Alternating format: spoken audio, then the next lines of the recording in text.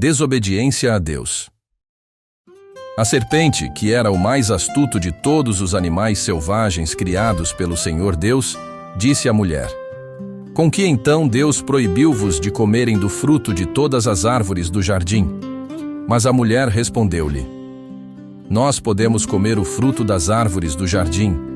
Só nos proibiu de comer do fruto da árvore que está no meio do jardim. Se tocássemos no seu fruto, morreríamos. A serpente replicou-lhe: Não tem que morrer, de maneira nenhuma. O que acontece é que Deus sabe que no dia em que comerem desse fruto, abrir-se-ão os vossos olhos e ficarão a conhecer o mal e o bem, tal como Deus.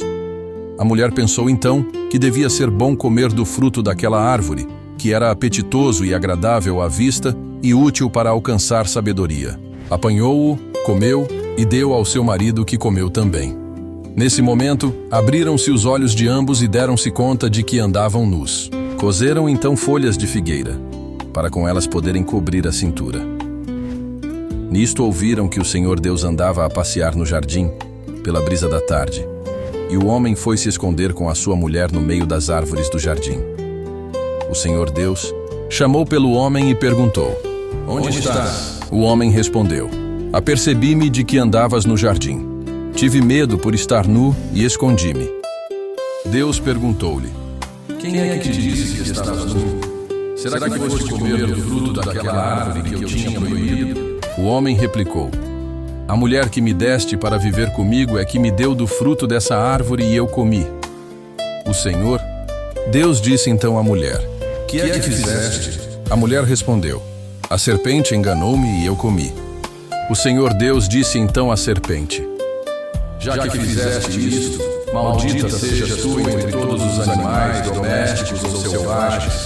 Terás que arrastar-te pelo chão e comer terra durante toda a tua vida. Farei com que tu e a mulher sejam inimigas, bem como a tua descendência e a descendência dela. A descendência da mulher há de esmagar-te a cabeça e tu procurarás esmagar-lhe o calcanhar. E a mulher disse: Vou fazer com que sofras os incômodos da gravidez e terás que dar à luz com muitas dores. Apesar disso, sentirás forte atração pelo teu marido, mas ele há de mandar em ti. E ao homem disse: Já que deste ouvidos à tua mulher e comeste do fruto da árvore, do qual eu te tinha proibido de comer, a terra fica amaldiçoada por tua causa, e será com grande sofrimento que dela hás de tirar alimento. Durante toda a tua vida, só produzirá espinhos e cardose, tu terás de comer a erva que cresce no campo. Só à custa de muito suor conseguirás arranjar o necessário para comer, até que um dia te venhas a transformar de novo em terra, pois dela foste formado. Na verdade, tu és pó e em pó te hás de transformar de novo.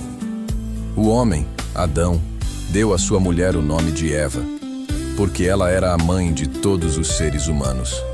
O Senhor Deus arranjou para o homem e para a sua mulher roupas de pele de animal para que se vestissem com elas.